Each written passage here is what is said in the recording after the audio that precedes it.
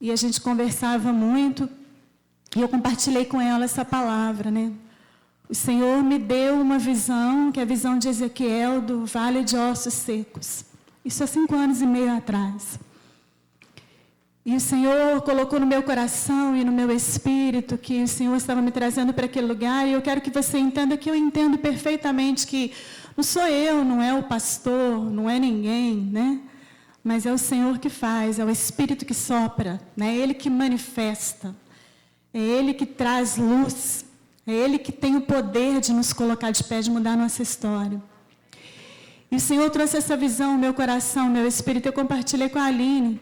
Falei, Aline, o Senhor colocou no meu coração que Ele me trouxe a este lugar e que Ele vai colocar à minha frente um grande vale de ossos secos, para que eu seja participante de um ministrar de vida, para que ossos se coloquem de pé. E o tempo passou, né? E como eu estou falando para vocês, eu sei que não sou eu que faço, né, Vitor? Eu esqueci da palavra, né? E eu confesso para vocês que no primeiro momento também, quando o Senhor colocou essa palavra no meu coração, Bia, eu pensava em algo profissional. Ah, coitada, a gente pensa nos negócios que não tem nada a ver, né? Mas a gente é assim, né? Porque eu saí do Espírito Santo e lá eu gerenciava uma fundação. E a fundação, ela foi meio que uma afundação, né? O negócio estava tenso, né? E o Senhor nos usou para a honra e glória do nome dEle, para levantar aquele lugar, para manifestar um tempo de graça, para um tempo de conserto. Então, foi um trabalho na área profissional, mas que Deus usou para que fosse feito algo de um tempo de conserto. Mas, enfim, né, eu viajei na maionese, né, e achei que Deus, Ele iria manifestar dessa forma na minha vida, na área profissional. Mas o tempo passou e eu esqueci da palavra. Mas, algumas semanas atrás, eu fui lá na casa da Aline, visitar a Aline, e a gente sentou, e a gente estava conversando, e a gente estava num papo muito gostoso, né? E a Aline falava assim comigo, Marcelo, nossa, Érica, eu tenho visto Deus fazer tantas coisas, porque ela está lá na luta com o João, né? Mas ela está ligada, né? E ela comentou de algumas pessoas, e ela falou da Camila. Ela falou, nossa, como que a Camila está diferente, como que a Camila tem provado de um tempo de graça. Ela foi falando alguns nomes. Eu falei assim, minha irmã, Deus tem feito novo. E eu louvo ao Senhor por ser participante deste novo, por Ele nos permitir viver este novo neste tempo, neste lugar. E a Aline virou para mim e falou assim, você lembra da palavra? E eu olhei para ela, que palavra? E ela falou a palavra do Vale de Ossos Secos. E eu fiquei olhando para ela e falei, meu Deus, eu esqueci da palavra. Mas esses dias o Senhor tem me incomodado nessa palavra de Ezequiel. Eu quero te convidar a abrir sua Bíblia em Ezequiel 37. Nós vamos ler a palavra dos versículos 1 a 14, que fala de um profeta, um homem de Deus, um profeta, boca de Deus na terra, esse é o nosso chamado. Somos profetas, profetisas do Senhor, chamados a manifestar vida de Deus, aonde o Senhor nos chama para estar. E a palavra do Senhor é Ezequiel, amém? Achou aí? Amém? Ela nos diz assim, veio sobre mim a mão do Senhor, e Ele me levou pelo Espírito do Senhor, e me deixou no meio de um vale que estava cheio de ossos, e me fez andar ao redor deles, eram bem numerosos, na superfície do vale estavam sequíssimos. Então me perguntou, filho do homem, acaso poderão reviver estes ossos? Respondi, Senhor Deus, Tu sabes. Disse-me ele, profetiza a estes ossos e dize-lhes, ossos secos, ouvi a palavra do Senhor. Assim diz o Senhor Deus a esses ossos, eis que farei entrar o Espírito em vós e vivereis. Porei tendões sobre vós, farei crescer carne sobre vós estenderei pele, porei em vós o Espírito e vivereis e sabereis que eu sou o Senhor. Então profetizei segundo me for ordenado. Enquanto eu profetizava, houve um ruído, um barulho de ossos que batiam contra ossos e se ajuntavam cada osso ao seu osso. Olhei e eis que havia tendões sobre eles e cresceram as carnes e se estendeu a pele sobre eles, mas não havia neles o Espírito. Então ele me disse, profetiza ao Espírito, profetiza ao Filho do Homem e diz-lhe, assim diz o Senhor Deus. Vem dos 4 ventos, ó Espírito, e assopra sobre estes mortos para que vivam. Profetizei como ele me ordenara, o Espírito entrou neles e viveram, e se puseram em pé um exército sobremodo numeroso. Até aqui. Eu disse para vocês que eu esqueci, né, da palavra, mas existe um que não esquece. Quando o Senhor, ele fala algo conosco, quando ele manifesta, quando ele faz ouvir a sua voz, ainda que no primeiro momento a gente nem entenda o que ele está falando, mas a palavra se cumpre, né? A palavra do Senhor, ela se cumpre, porque ela é viva, ela é eficaz, mais cortante do que espada de 2 gumes. Ela é apta para discernir os propósitos e os pensamentos, os propósitos do nosso coração. Né? Essa é a palavra de Deus. É aquela que é alimento para o nosso espírito, sabe? É aquela que vem nos colocar de pé. É a palavra de Deus. Por isso eu amo essa palavra. Nós precisamos ser o povo da palavra. O povo que ama a palavra de Deus. O povo que se esconde na presença de Deus. O povo que anseia pelo Senhor. Então nós vejamos o texto aqui. Um vale cheio. Cheio de quê? Cheio de ossos. Cheio de morte. Né? Nesse ambiente nós podemos sentir o toque da solidão. Né? Um ambiente de morte, um ambiente de osso seco, é um lugar onde provavelmente a gente vai sentir o peso da solidão, onde a gente vai se sentir sozinho. E hoje a gente está aqui para entender que sozinho não dá. Não dá para ir sozinho, né, Dê? Não dá para estar sem o Senhor, mas não dá também para estar sem o meu irmão. Né? O que seria de mim, Muriaé, sem as minhas filhas? Né? Né? O que seríamos de nós sem a igreja que o Senhor tem nos dado neste lugar? Eu quero dizer para vocês hoje que a cada dia nós temos os amado mais, né, meu bem? Amém? Né? A gente tem amado a cada dia mais vocês, porque o amor, ele é um mandamento, então a gente já chega amando, né, Milo? Mas ele tem sido acrescentado, acrescido no nosso coração e na nossa vida. A gente tem tido muita alegria de estar aqui com vocês. Mas o povo de Israel, nesse contexto, ele vivia um tempo de cativeiro. Ezequiel, ele foi o profeta do cativeiro. O povo se distanciou do Senhor e o Senhor o levou para viver esse tempo de sequidão, esse tempo de estio, esse tempo de tristeza, esse tempo de solidão, esse tempo de morte espiritual. Era isso que Ezequiel foi chamado a se levantar como profeta do Senhor para trazer à existência na vida deste povo um novo tempo, né? Então o cenário, ele era um cenário de morte, né? Cada um por si. A lei da sobrevivência. Ossos secos e ainda por cima espalhados. Além de secos, Filipe, eles estavam espalhados. De tão secos porque a morte já havia entrado neles há muito tempo. Então eles estavam lá, paradão. Esperando o sopro de vida, né? Esperando, porque a gente pensa que o que morreu já era, né? Esse é o nosso pensamento natural, né? Afastou, saiu da presença, fora de foco, né? Normalmente a gente pensa já era, mas o Senhor, ele tem uma visão diferente, né? Graças a Deus por isso, né? O Senhor tem soprado esse tempo diferente em nós. Com certeza o profeta nesse cenário, o próprio Ezequiel, ele também se sentia sozinho. Pensa você, o Senhor chama aquele homem, Ruth, e fala para ele assim, olha, você vai rodear esses ossos. Você vai fazer um reconhecimento, né? E ele andando ali no meio daqueles ossos, eu não consigo pensar num coração cheio de alegria, de disposição, né?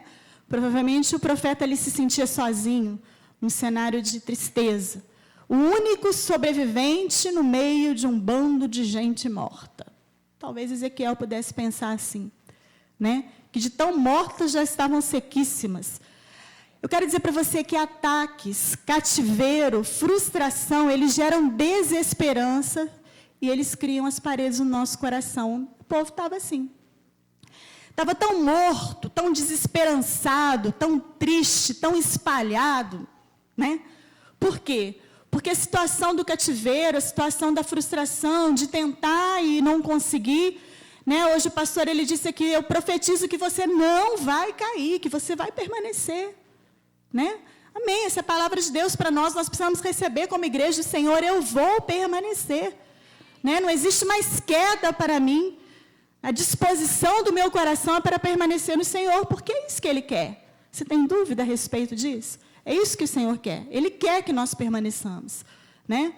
Mas, às vezes, a gente olha ao nosso redor e a gente pensa em alguns que caíram, né? E aí? Ou talvez você esteja aqui hoje, mas quem sabe você está numa situação de queda, precisando que o Senhor te levante, né? Precisando que o Senhor te traga para o prumo de novo. Mas esses sentimentos de frustração e desesperança, eles vão gerando as paredes do nosso coração. O que são as paredes do nosso coração? É aquele sentimento de eu já tentei e não consegui, então eu não vou tentar de novo. Eu já investi nessa pessoa. Não vou investir de novo, ela não quer, né? Eu já tentei sair desse quadro, já tentei 3 vezes, Eric, você não está entendendo, né? Não foi uma vez só, já foram 3 e não deu. Meu irmão, vai tentar de novo, porque se você está vivo é porque Deus quer a coisa contigo ainda, né? Se Ele tem te permitido vida, é porque Ele ainda quer te usar, Ele ainda quer se manifestar em você, Ele ainda quer ouvir o seu louvor, a sua adoração, né? Ele quer que você pertença a Ele de fato, né? Mas será que vale a pena me abrir de novo? Talvez seja essa a pergunta que às vezes o nosso coração se faz. Será que vale a pena acreditar outra vez, se eu abrir outra vez para o relacionamento? O relacionamento com Deus, e o relacionamento com os meus irmãos, o relacionamento com a minha igreja, o relacionamento com o meu líder de célula, o relacionamento com o meu esposo, com a minha esposa, com os meus filhos, enfim. Será que vale a pena investir de novo? Este foi o cenário visto por Ezequiel, um povo sem esperança, com medo de crer. Melhor fingir de mortinho, né? Tem um ditado que diz isso aí, que às vezes é melhor a gente fingir de mortinho, para que a gente não tenha que lutar de novo. Porque lutar cansa, né? Lutar exige de mim e de você um esforço. E muitas vezes nós estamos tão cansados e frustrados e desesperançados que a gente quer mais fingir de mortinho. Se enfiar debaixo das cobertas, né? E ver a banda passar. Eu preciso de coragem para trafegar num ambiente de morte, mas conduzido pelo Espírito de Deus eu posso. E foi assim que Deus chamou Ezequiel. Ezequiel, eu quero te estabelecer como profeta no meio deste povo, para que você possa profetizar e para que eu possa gerar vida. Ainda que você olhe o cenário e você pensa, o cenário é tenso, negócio difícil. Aqui, Vitor, o trem é estranho. Já morreu, já tem muito tempo. Será que vai? Será que pode ir de novo? O Senhor chama, então, Ezequiel a andar ao redor destes ossos e fazer um reconhecimento. Eu sou profeta, eu preciso conhecer a realidade. Você pode falar isso para o seu irmão? Eu sou profeta, eu preciso conhecer a realidade. Não adianta você querer fugir da sua realidade, deixa eu te falar, está entendendo? A nossa realidade, ela existe, Otacílio, para que a gente olhe para ela, para que a gente encare a nossa realidade, mas para que a gente a veja com os olhos do Senhor. Não adianta a gente viver num mundo de fantasia como se não existissem os nossos problemas e as nossas dificuldades. Eu sou bem consciente das minhas lutas, das minhas dificuldades, dos meus gigantes que eu preciso enfrentar, mas eu também sou bem consciente daquele que vai comigo, do Espírito de Deus que vai à frente, que me conduz, ainda que seja para andar no meio de um vale. Realidade, então. O Senhor chama o profeta Ezequiel a um banho ou a um choque de realidade. Já tomou um banho de realidade, Fernandinha? Né? Um banho de cair na real. E ele vai, ele rodeia aqueles ossos, né? E ele começa a andar. E ele começa a pensar, o que será que fez esses ossos secarem? O que será que gerou tanta morte? O que já morreu na minha e na sua história? Quais foram os sonhos que Deus plantou no nosso, no meu e no seu coração, que o Espírito de Deus quer trazer de novo nessa noite, quer manifestar de novo nessa noite? Eu quero dizer para você que, para que o Espírito de Deus venha, para que eu e você sejamos profetas do Senhor, primeiro a gente precisa conhecer, a gente precisa saber e reconhecer e dizer, é aqui, Deus, que o Senhor precisa tocar.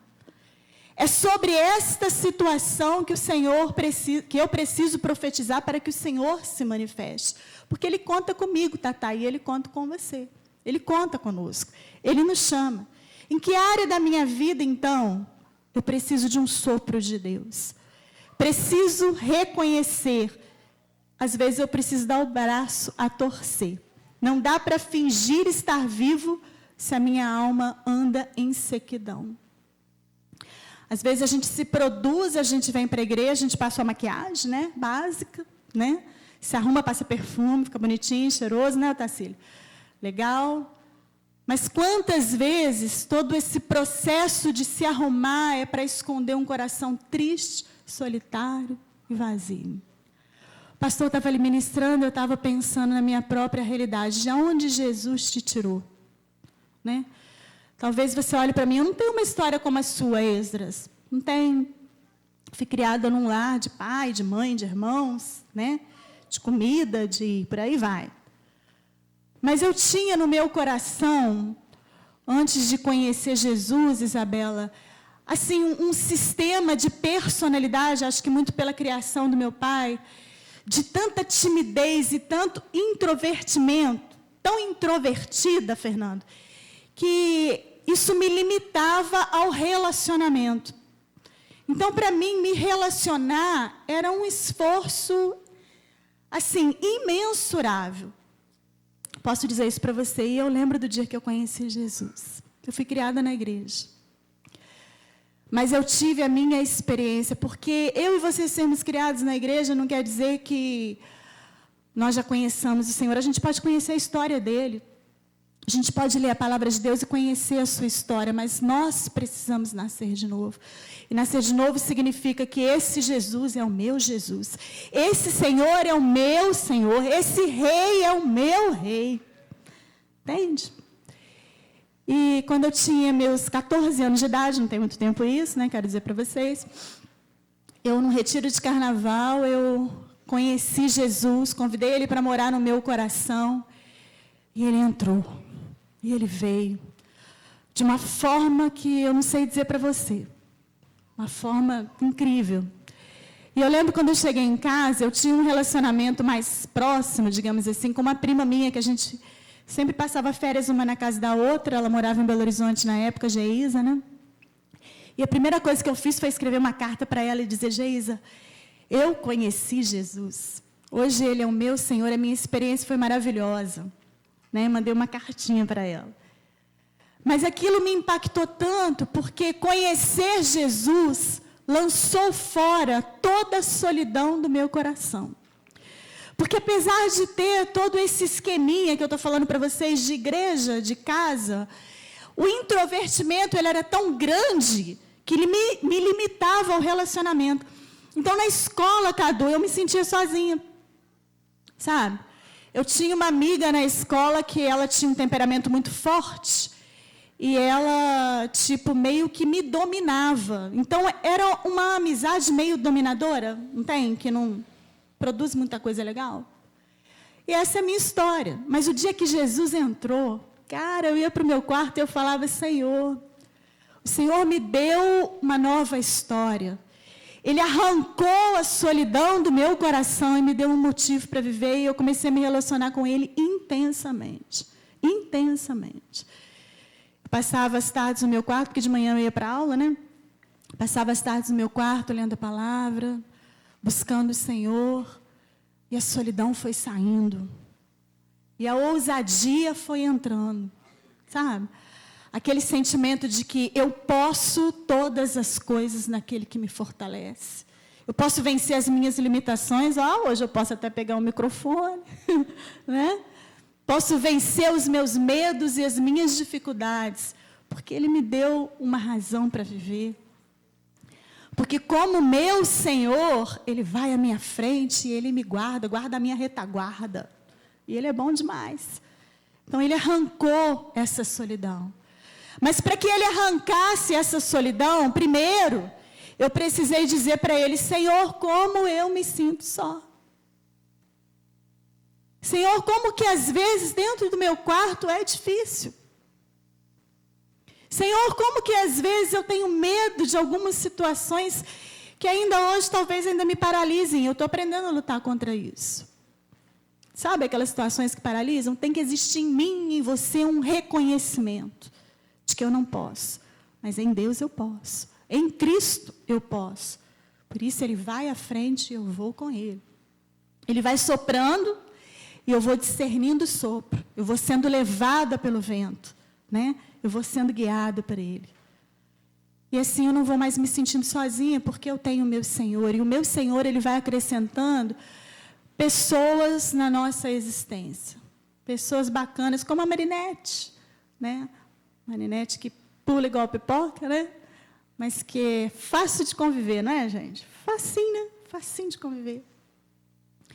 E o Senhor vai aí acrescentando gente amável, gente que a gente ama e gente que tem amado a gente. Então, um banho de realidade.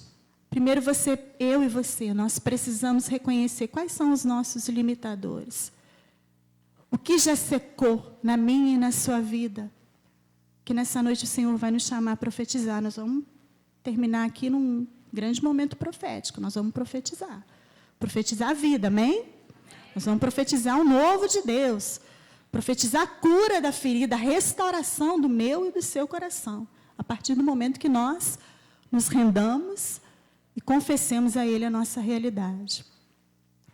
Então o Senhor, quando Ele faz o profeta Ezequiel andar ao redor daqueles ossos, e Ezequiel vai andando e ele vai olhando, um osso para cá, outro osso para lá, o Senhor faz uma pergunta para ele. Ezequiel, acaso poderão reviver estes ossos? Você acha que o Senhor não sabia? Você acha que quando Deus pergunta para Ezequiel, meu filho, esses ossos podem voltar a reviver? Será que você tem a inocência de achar que o Senhor dos Senhores não sabe? Por isso ele pergunta para o profeta, porque ele precisava de uma resposta. É lógico que o Senhor sabia. Mas quando Deus faz a pergunta, Ele procura o restaurador. Entende?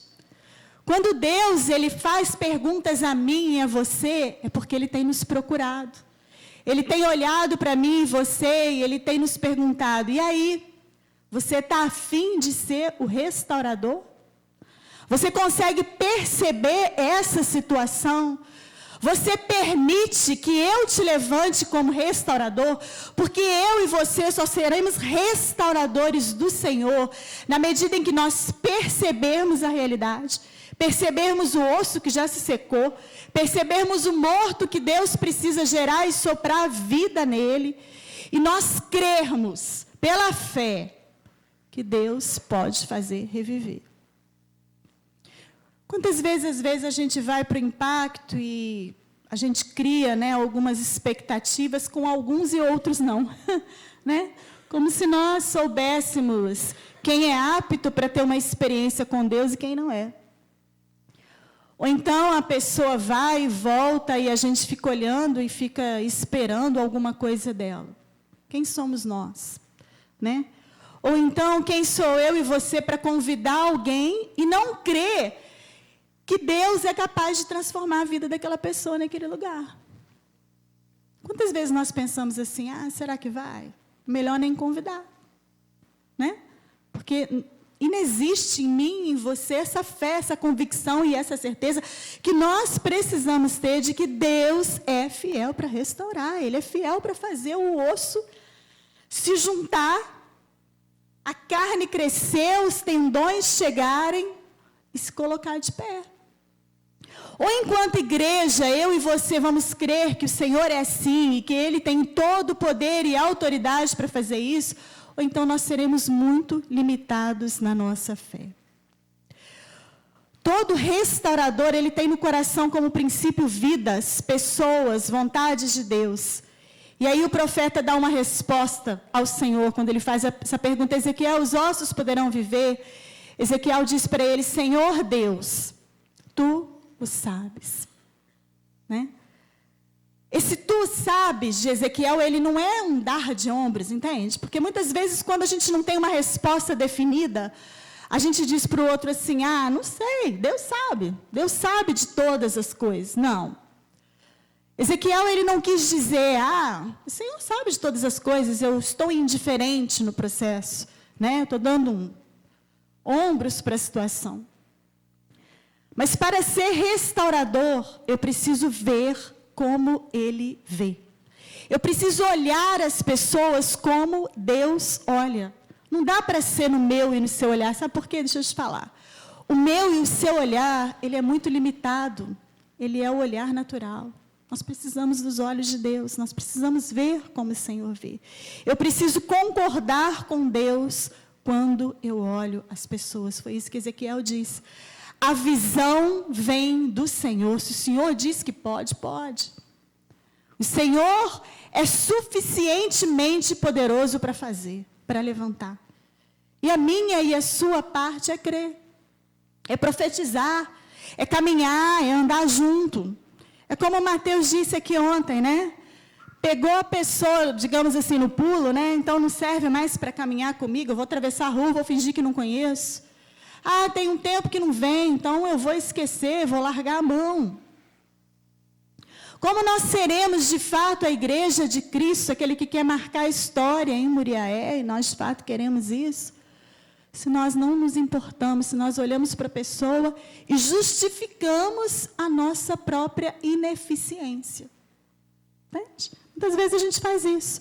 A gente justifica a nossa ineficiência jogando um peso para o outro. Ele não quer. Fulano não quer.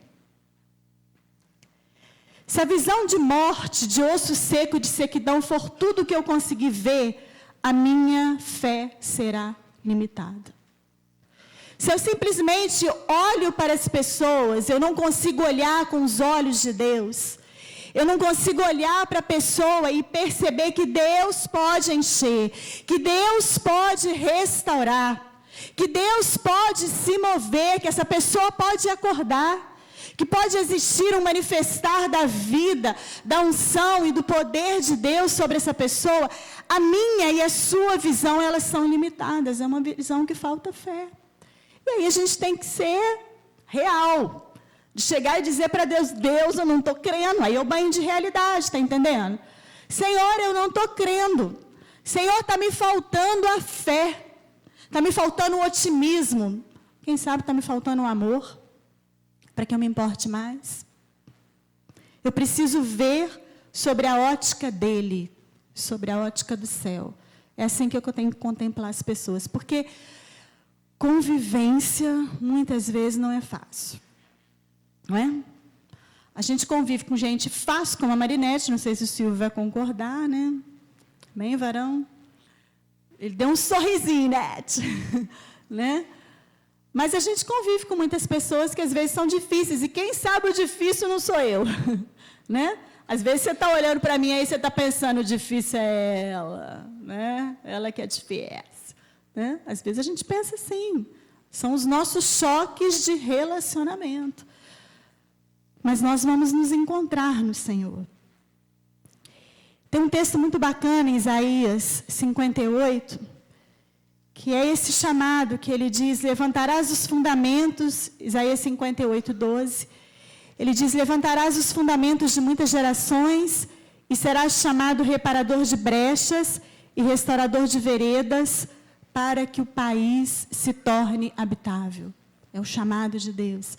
Eu e você, restauradores, reparadores de brecha. Sabe o que é a brecha?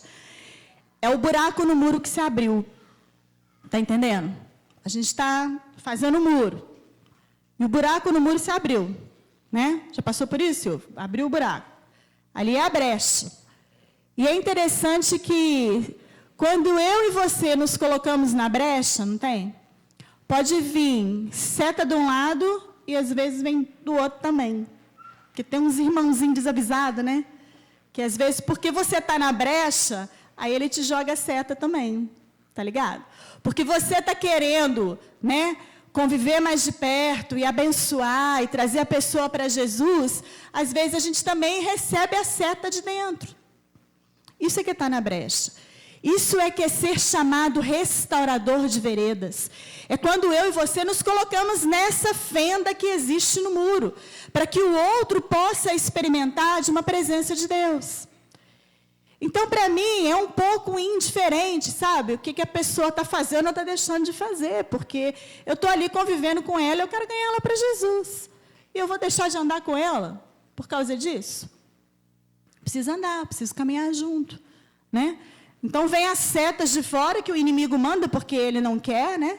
Ele não quer que a gente se empenhe, ele não quer que o outro saia dessa situação de morte, mas às vezes vem a setinha de dentro, né? Que são os irmãos desavisados. A gente precisa vigiar para que a gente também não seja o lançador de setas, a gente não se interponha naquilo que Deus deseja fazer. E esse mesmo texto de Isaías 58, no versículo 7, eu acho tão bacana esse texto, porque ele fala sobre o jejum. Isaías 58, ele fala sobre o jejum que agrada ao Senhor. Eu quero dizer para você, sim, que nós podemos, como bons religiosos e frequentadores de igrejas, de templo, sermos aqueles que oramos e jejuamos e, né, cumprimos as disciplinas espirituais.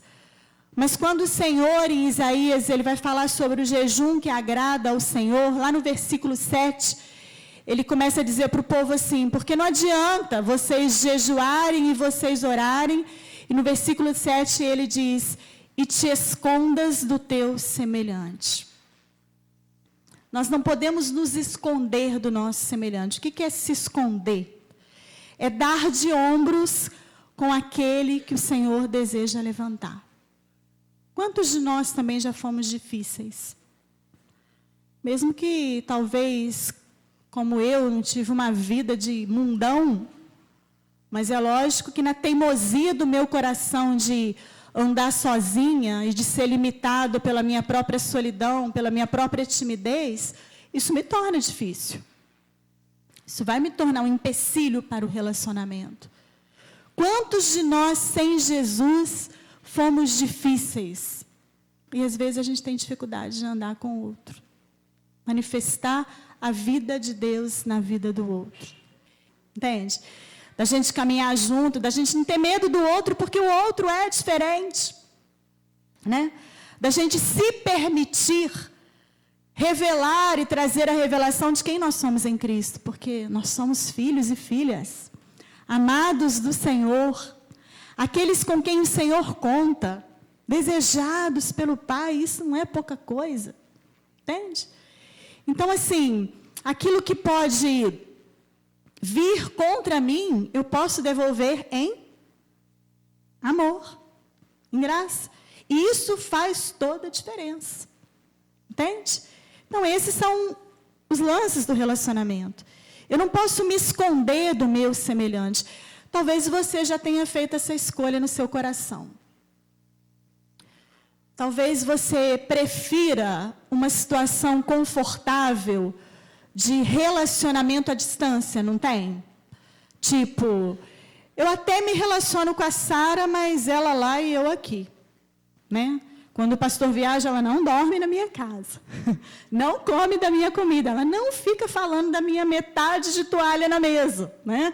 Porque eu boto metade da toalha na mesa e a bichinha reclama, porque ela quer a toalha inteira, tá entendendo? Esse é o nível de relacionamento, de discipulado, né? Mas esse é o chamado de Deus para nós. Não adianta eu e você jejuarmos e orarmos e nos escondermos do nosso semelhante. É o que Isaías está falando. Nós precisamos nos dar o relacionamento. Permitir que, pela revelação do andar junto, do caminhar junto, que as pessoas possam nos conhecer e possam ver a graça de Deus que está sobre as nossas vidas. Entende? Se existe graça de Deus sobre mim e você, e eu quero crer que exista, a gente sobe aqui no altar até com temor, porque é uma presença de Deus neste lugar. Por que existe uma presença de Deus neste lugar? O pastor estava nos ensinando hoje, porque nós chegamos aqui, nós estamos aqui, Ele está conosco. Entende? Ele vai manifestando a sua presença na medida que nós estamos aqui. Ele vem conosco, não é porque este lugar é santificado. O temor de subir aqui não é porque esse altar é mais bonitinho ou ele é mais santo, mas porque existe uma presença de Deus aqui. Amém?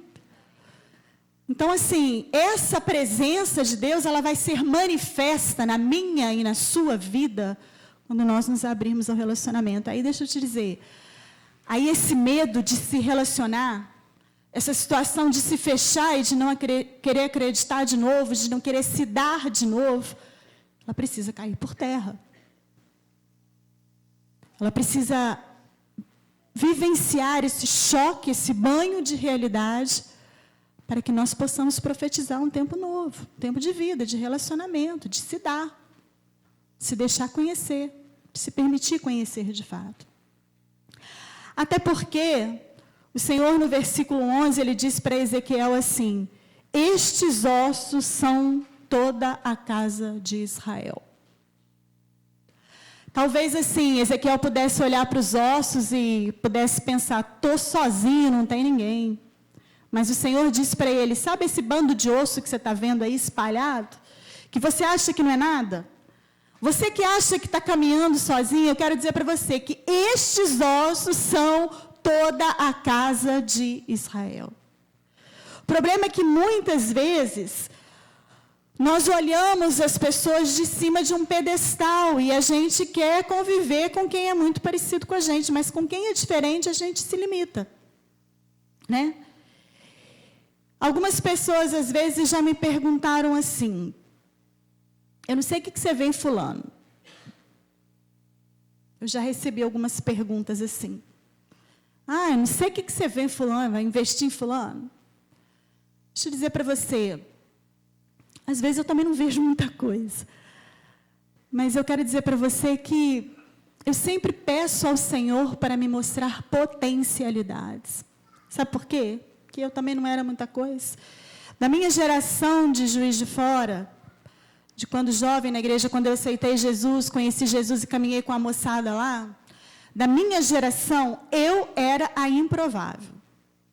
Primeiro porque eu era mascote, era menorzinha, andava no meio de uma galera maior, então não tinha muita voz. Segundo porque eu já não falava mesmo, então isso me era propício. Né? Andava no meio dos meninos, eles falavam, ministravam, mandavam fogo, de vez em quando vinha uns fogos estranhos, sabe, pastor? Recebi muita profecia de que ia casar com fulano, Beltrano, ainda bem que eu não embarquei muito nessas situações. Embarquei um pouco, né, meu bem? Você está contando aí, está me entregando, né? Mas graças a Deus o Senhor me libertou, né? Mas assim, ele gostou dessa parte. Mas assim, eu era a improvável, a que menos falava, a que não orava, pregar nem pensar. Está entendendo? Então assim, meio escondida no meio da galera. E deixa eu dizer para você, hoje eu olho para essa galera e eu vejo de longe, às vezes, no face a face, né, no Facebook, podia perder a oportunidade, né? No Facebook, né, eu vejo a maioria deles assim, tão distantes da presença do Senhor. Todo mundo vivendo a sua vida. Está entendendo? Deixa eu te falar, o Senhor não te chamou para viver a sua vida. Ele te chamou para entregar a sua vida, para que nós vivamos a vida dele. Amém? Esse é o chamado de Deus para nós. E aí a gente vai vivendo a nossa vida.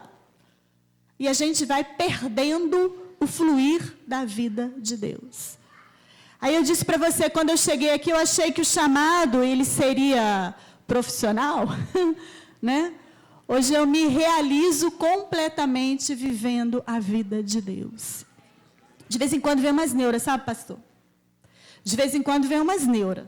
Outro dia eu me peguei pensando assim, Mila, cara, não desejei isso não, tá, meu bem? Antes que você pense, a gente tem que conversar depois, né? A gente já avisa de uma vez, né? Mas se o meu marido bate as botas, vamos falar assim, porque dá uma suavizada na situação, né? Vai que ele bate as botas, né? Vai que aconteça isso assim, né? Aí eu tô parada, saí do mercado de trabalho, mãe de 2 filhos pequenos, tá entendendo? Sem aposentadoria, cara, eu vou viver de quê? De vez em quando bate umas neuras. E hoje eu levantei as minhas mãos, junto com vocês, e eu disse, o meu futuro é do Senhor.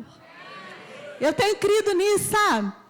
Tenho crido nisso de todo o meu coração. Meu futuro é dele. E ele vai suprir. Eu não sei como. Não sei. Não sei como será. Não sei se será de uma forma farta ou de uma forma difícil. A gente ouviu o pastor Mano falando no encontro que nós estivemos com ele, que ele não guarda dinheiro, ele não investe, ele não tem nada no nome dele, né? E eu fiquei olhando, eu falei assim, estou me identificando, né? E ele falou assim, aí um dia uma pessoa chegou para mim e disse assim, pastor, mas se o senhor ficar doente, o senhor vai para o SUS? Aí ele olhou e falou, vou, meu irmão, qual o problema? Quanta gente está lá? Qual a dificuldade? Está entendendo? É assim, meu futuro é dele. Bate as neuras, mas quando as neuras batem, o meu futuro pertence ao Senhor. Eu preciso trazer isso ao coração. Eu preciso renovar isso no meu espírito. Entende? E eu renovo na palavra, eu me renovo me apaixonando por Ele todos os dias. Eu renovo vivendo para Ele, eu renovo renunciando para que a vida dEle se manifeste na minha vida. É assim que a gente vai. Mas então o profeta, ele descobriu que ele não estava sozinho. Que se apenas olharmos com os olhos naturais, não conseguiremos ver aqueles a quem o Senhor deseja levantar. Eu quero te falar outra coisa. Nós nunca saberemos de fato quem são os escolhidos. Está entendendo? A gente nunca sabe completamente, de fato, quem são aquelas pessoas que Deus vai acrescentar. Às vezes eu fico olhando as minhas meninas, eu olho para a minha célula, né? Eu olho para a célula de discipulado, olho para a célula evangelística, fico pensando. Eu não sei. Não sei. Mas o Senhor sabe. Mas por não saber, eu preciso investir em todo mundo. Potencialidades eu vejo. Vejo, porque eu já aprendi a olhar com os olhos de Deus. Agora, a resposta não é minha, a resposta é do outro, ou da outra, melhor dizendo. Aí eu chamo. E eu continuo chamando, e eu chamo de novo. E eu estou esperando, entende? Aí aquele que vem, maravilha. Né?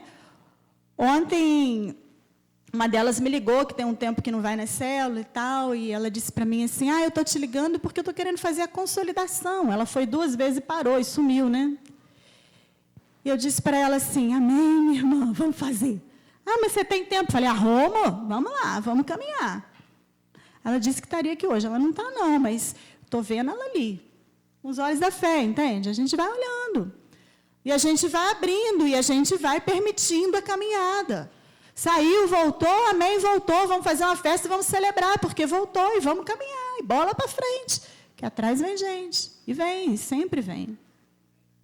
Mas a resposta, né, muitas vezes, ela precisa ser do outro, mas o meu coração, a minha disponibilidade e a minha visão, elas sempre têm que estar abertas ao outro. Né? Então, Ezequiel, acho interessante nele, que ele não tinha formas preconcebidas e nem resistências.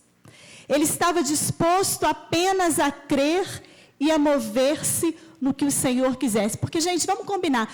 Se eu e você estivermos diante de um cenário como Ezequiel estava, de um monte de osso seco e espalhado, o que a gente pensaria? E aí não tem potencialidade, já foi, já morreu. De tanto tempo já até secou, vida não tem aí. Esse é o nosso pensamento primeiro. Mas como Ezequiel, profeta do Senhor, ele andava em intimidade com o Senhor, ele não tinha esse preconceito que muitas vezes ele vem e mexe com o nosso coração. Da gente olhar e, às vezes, da gente pensar que um vai e o outro vai, que não vai, que um tem potencial e que o outro não tem. Meu irmão, todo mundo tem. Entende? Todo mundo tem. Se eu estou aqui hoje é pela graça de Deus, se você está aí hoje é pela graça de Deus. E quanta gente a gente tem visto ser restaurada neste lugar. Quanta gente tem passado por um processo bacana de restauração. Se Deus restaurou a sua vida, Ele não pode restaurar, quem sabe, a vida do seu vizinho que você acha difícil, né? Do seu parente que você acha impossível. Não pode existir em nós, em mim, em você, esse preconceito de acharmos que uns vão e os outros nem tanto. Todas as coisas são possíveis ao Senhor. Até mesmo que um morto ouça a voz de Deus. Entende? Então o Senhor, Ele dá uma ordem a Ezequiel. Profetiza a estes ossos e diz-lhes: ossos secos, ouvi a palavra do Senhor. A profecia foi um sinal de submissão e concordância. O profeta estava assumindo Deus como fonte da visão. Até o que está morto pode ouvir a voz de Deus. Eu quero que você entenda isso. Até o que já morreu pode ouvir a voz de Deus. É isso que Ezequiel está fazendo. Ele está profetizando a gente que já morreu, a osso que está seco. Se aqueles ossos podiam ouvir a voz de Deus, deixa eu te falar, aquela pessoa que você já deixou de acreditar, ela também pode. Ela pode. Aquela situação e área na sua vida que você já deixou de acreditar, também pode. Pode ouvir a voz do Senhor, pode se levantar mediante a voz do Senhor, mediante a minha e a sua profecia. Até o que está morto pode ouvir a voz de Deus. Eu só estarei apta a profetizar quando a visão do outro queimar no meu coração. Uma vez eu estava lendo um livro do Leonardo Ravenhill, e ele disse assim: por que tarda o avivamento, né? O título do livro. E num determinado momento do livro, ele diz assim que alguns homens chegaram para ele e falaram para ele: pastor, mas nós já jejuamos, nós já oramos, nós já seguimos os modelos, não tem o que o pastor disse aqui, os 7 passos, os 10 passos, sei lá quantos passos serão. Já fizemos tudo isso e o avivamento não veio. O que falta então? O que nos falta então nesse processo? E o pastor disse assim: experimentem chorar. Sabe o que é o chorar? É se importar. Porque a gente só chora com aquilo que a gente se importa. As lágrimas só virão quando mexer com o meu e com o seu coração. Nós precisamos nos importar. É quando a gente olhar para o outro e a gente perceber, cara, o outro está perdido, e aquilo moveu o meu coração e encheu o meu coração de compaixão. Aí sim eu estarei apta a profetizar, a crer, a olhar e perceber: o morto pode viver, porque existe em mim e em você compaixão de Deus, sentimento. Renovar de um sentimento gerado pelo Espírito de Deus. A fala está ligada à visão. Quando a gente vê e a gente consegue perceber, a nossa fala será diferente. A gente vai conseguir falar de uma maneira diferente, abençoar de uma maneira diferente. Às vezes nos sentimos sozinhos numa visão e num mover, num discernimento, porque não conseguimos aceitar o outro e amar o outro do jeito que ele é. O pastor estava falando aqui do primeiro mandamento. O primeiro mandamento é o amor. Ainda é o amor. Entende? Não mudou. Palavras de Deus não mudou. O mandamento, o primeiro mandamento ainda é o amor. Amar a Deus sobre todas as coisas e ao nosso próximo como a nós mesmos. Quando nós tivermos este amor que vem de Deus, que é derramado pelo Espírito de Deus, aí sim será diferente. Para a gente finalizar, enquanto eu profetizava, versículo 7, houve um ruído, um barulho de ossos que batiam contra ossos e se ajuntavam. Gente se ajuntando sempre vai provocar barulho. Está entendendo? Toda vez que nós nos ajuntamos, vai provocar barulho. Eu estava conversando com um pastor que, nos bastidores do impacto, a gente que estava trabalhando, a gente teve que trabalhar algumas situações de relacionamento com o pessoal que estava trabalhando. Por quê? Porque é gente.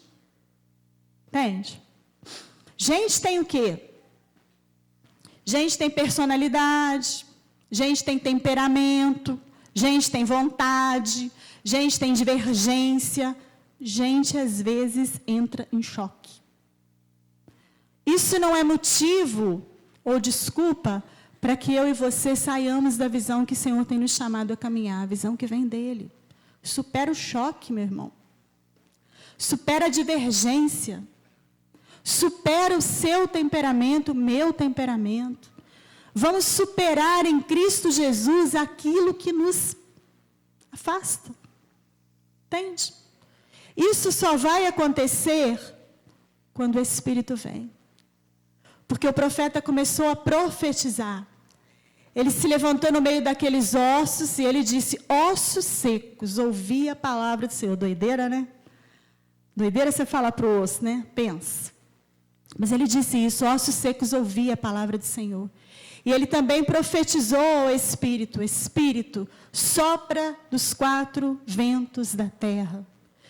Quando o Espírito vem, quando ele vem, ele nos permite nos tornarmos um exército. Porque quando aqueles ossos se juntaram, se bateram, fizeram um ruir, eles se tornaram homens de fato. O Senhor disse para Ezequiel: este é o meu exército, eis aí toda a casa de Israel. E aí nós nos tornaremos um. Nós só nos tornaremos um quando o Espírito vier. E é por isso que nós precisamos buscar a Ele. É por isso que Ele é o centro. É por isso que Ele tem que ser o desejado da nossa alma. Porque só nele, queridos, é só nele que nós venceremos as nossas debilidades, os nossos temperamentos, as nossas divergências, aquilo que nos impede de sermos um. Os nossos bloqueios, as nossas emoções, os nossos medos, nosso travar. É somente quando o Espírito de Deus vem. E eu quero dizer para você que Ele está aqui. Amém? Ele está aqui nessa noite. E eu quero te convidar mais uma vez, a gente vai finalizar, né? Nosso tempo já deu. Mas nós vamos nos render a Ele ainda. Eu te falei que, como o pastor disse, a gente não quer falar do passado, a gente quer falar do futuro. Porque nós queremos nos profetizar num tempo novo. O Senhor te trouxe aqui neste lugar essa noite para isso. Profetizar um tempo em que você saia do seu individualismo, da sua solidão. Que você venha para a presença dEle. Porque somente Ele nos fará um. É somente Ele que vai fazer com que as nossas limitações sejam vencidas. Eu quero chamar o pastor, outro pastor, né? Todo mundo para subir no altar, né? E eu quero te convidar à oração nessa noite. Vamos ficar de pé? Queria te chamar a fechar os seus olhos. E que você possa colocar o seu coração, a sua vida, aquilo que a palavra tem falado ao seu espírito nessa noite. Um tempo de nós nos abrirmos para este vento do Espírito. Um tempo de nós crermos de novo naquilo e naqueles aos quais nós não criamos mais. Um tempo de nós nos abrirmos ao relacionamento. Um tempo de nós vencermos as nossas limitações. Um tempo em que o Senhor nos faça um. Em nome de Jesus.